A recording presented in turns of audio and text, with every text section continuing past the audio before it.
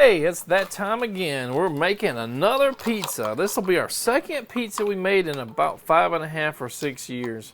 This time we're going to be making it with bacon and pineapple. Yeah, probably terrible for you, but it's going to be oh so good.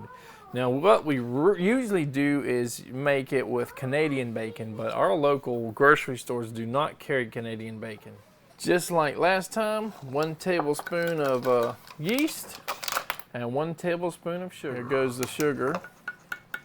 So it's in pretty warm water. You're supposed to be around 106 degrees for the yeast to activate. If it's too hot, it'll kill it off. If it's too cold, it just won't activate at all, I guess. Now we wait about 5 minutes, and if it's working well, you'll see bubbles, and you'll see like it kind of foaming out the top, you know, up on the top of the water. While we're waiting for that yeast to start working, and I'm looking at it now, it's already foamed up pretty darn good. We're going to put some of our dry ingredients in here. So 2 cups of all-purpose flour, and there goes cup 2.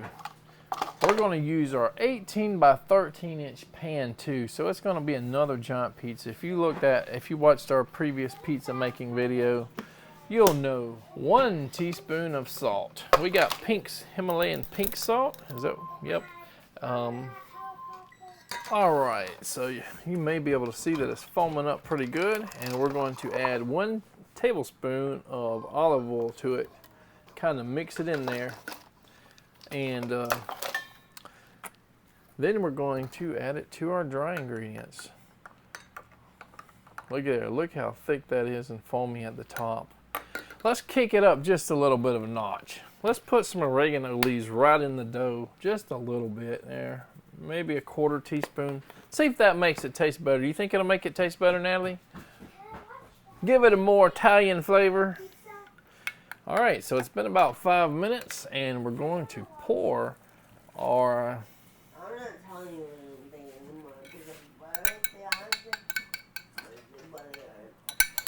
She's talking to her son, not me. All right, so it's time to stir the bread dough. So it doesn't take long, maybe about 30 seconds, and it already kind of forms into a dough. Look how easy that is.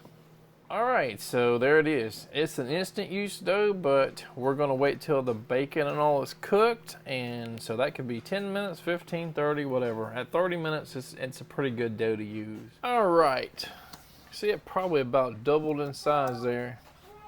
Now we're gonna flour this.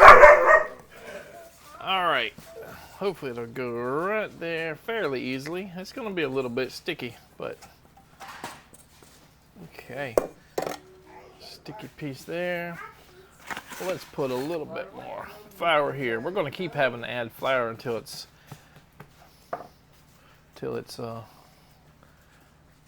not super sticky, and you can work it. But yeah, as you push it down and push that flour, it's going to be. Actually, it's working pretty good so far. But when we start flattening it out really flat, I bet it's going to take some more. So we're going to kind of pinch some more flour, because as we pull it, it's going to want to stick quite a bit. All right, going to flour our iron flask, since we have no idea where our rolling pin is. This might be our signature tool here. We might have to use this forever, Natalie. People are going to associate our baking methods, our flours and doughs, with this iron flask here. Maybe Iron Flask needs to sponsor us and make us like a personal dough roller with, made out of, with their little thing on it. All right. Whoop, I done ripped it trying to pull it apart there, or turn it around. Now, okay, let's add some more dough there and see if we can stitch it together with the roller here. Does not have to be perfect.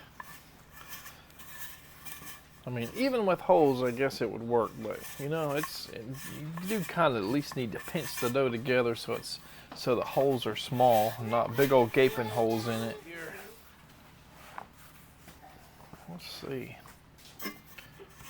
Remember, we wanted around 18 by 13.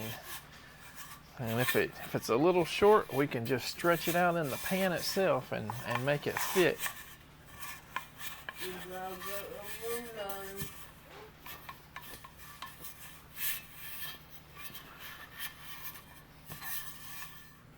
Alright, we're just going to kind of stretch it on the pan the best of our abilities. Hope we don't have gaping holes, but we'll see. It looks like we did pretty good. We got some excess there, so... Whoop, I just made a hole there.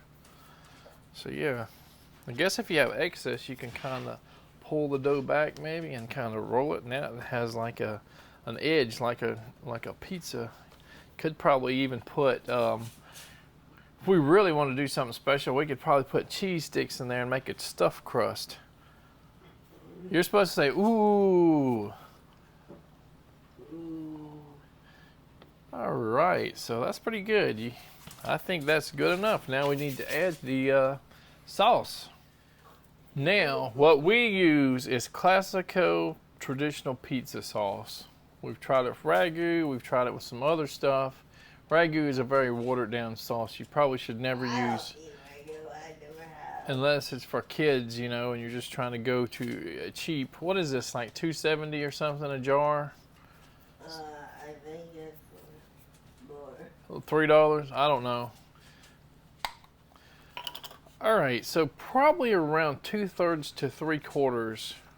Last time we did it half and then we needed to add a little bit more, so yeah, buddy. That's about 3/4 right there. And let's see how it spreads. Alright, we're gonna spread the sauce here. What? Daddy, I wanted to do topping. Hey, go wash your hands. Wash your hands if you're gonna do food. Or you can do the toppings. I'm just doing the Go back to your work. trying to talk and focus on this. I just got tomato sauce all over my fingers. Just contaminated myself. Trying to, right? That's how I say it, right? You contaminate yourself when you're focused on something else. Well, at least this pizza sauce did not pee or poop, right? She's looking at me like, what are you talking about? Alright, so that's a pretty good amount. Alright, we're going to use Dole. If you use a really crappy pineapple, canned pineapple, it's going to be not very good. It's going to mess your pizza all, you know, just, it's going to make it bad. Alright, I'm going to try to strain this without getting juice everywhere.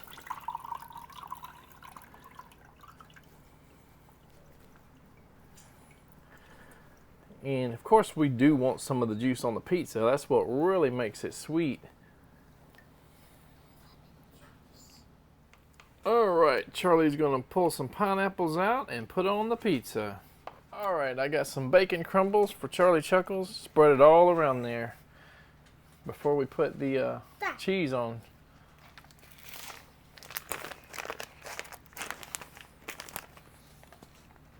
Do it a little bit faster, we're on video.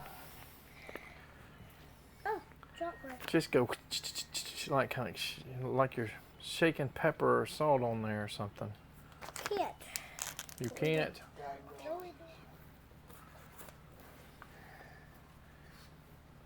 All right. Yep, there we go.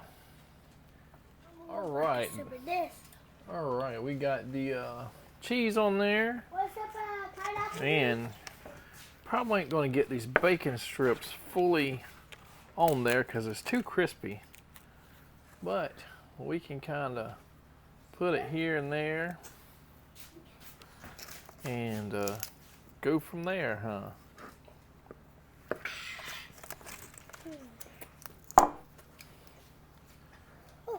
All right, Charlie Chuckles is going to do the rest, right? I have to do on the camera, Mama. He's got to go on the camera, he said. Yeah, I have to stay on it.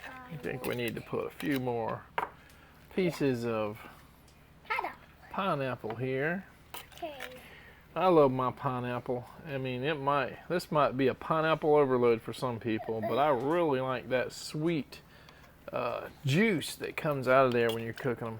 And I told Natalie, I said, you know, Can we kind of like the spread- rings, because inside of the ring it holds a lot of that juice, but some people might think it's a little too much. Can we put this juice on it yet? No, we're not putting the juice on it. There's going to be juice from the pineapples. Oh. All right, so there it is. Put it in the oven at 350 degrees. All right, it's time to put her in the oven here. Maybe we need to go sideways here because this is awful wide. Try not to burn my finger there. All right. And ta-da! We're going to have to put some kind of oregano and garlic, you know, crust here. All right, we're going to put just a little bit of butter on here. Now, what I learned just experimenting with the last one when we did the crust was that you want the oregano and all to be concentrated. So put the minimum amount of butter in there to get the maximum flavor. So we're going to put some oregano here. If I can open it, see what I'm doing here. Hey.